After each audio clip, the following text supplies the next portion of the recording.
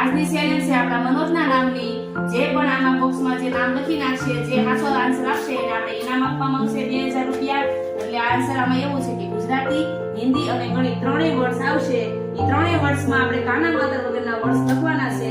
ત્રણેય ખાનામાં આપણે ભરવાના છે. મનોજ ત્રણેયમાં આવી જવું જોઈએ.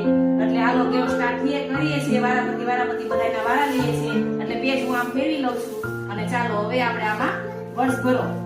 આમાં મોટા અક્ષરે લખજો. અર્થુભાઈ નો વારો આવશે. ઓકે, વારો છે. આ ભાઈનો બધાયનો વારો આવી જાય એટલે અર્થુભાઈનો વારો છે. ઈ શું પેલા ખાનામાં મ લખ્યો છે. પેલા ખાનામાં મ લખ્યો છે. બોલતા થાય હો ભાઈ. તમે શું લખો છો ને એટલે ખબર પડે આમ. બીજા ખાનામાં થોડું વિચારે છે. હા, 3 બોક્સમાં પૂરે આવી જવું જોઈએ. પૂરેપૂરું નામ, મનોજ નામ. એક બોક્સમાં એક જ વર્ડ આવવો જોઈએ. કાનો માતર ને એવું કઈ આવવું ન જોઈએ. ચલો દિમાગ અકારો. કોનામાં તેજ દિમાગ છે એટલે આગળ ખબર પડી જશે. ઓકે, આ શું કર્યું? એક્સ કર્યું. ઇંગ્લિશ તો આપણે લાવવાનું નહોતું, આપણે ઓનલી. ઓકે ચાલતો હવે તો ભરી લે. ઓકે હાલો, ચલો તમે ફેલ. આપણે ખાલી હિન્દી, ગણિત અને ગુજરાતી એ 3 જ વર્ડ આવવા જોઈએ એ બોક્સમાં. અને ઓનલી એક વર્ડ.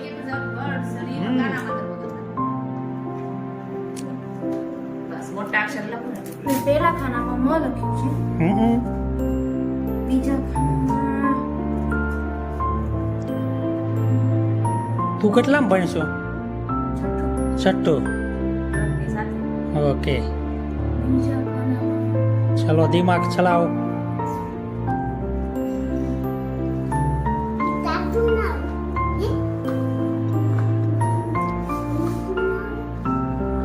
એક બોક્સમાં 2 વડે નો આવવો જોઈએ. આપણે કીધું જ તું. ઓકે ચાલો ચાલો પૂછો. 1000 થી. આ રોંગ નંબર છે. ઓકે, આ પણ આન્સર રોંગ છે.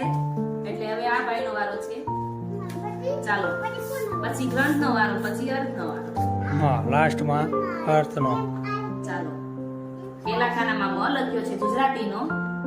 બીજા ખાનામાં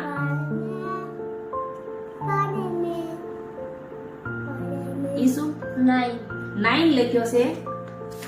ઈ 9 કયો છે? હિન્દીનો છે તો ગણિત ગણિતનો 9 છે. અને આ કયો છે? જ તો શું લખ્યું તે?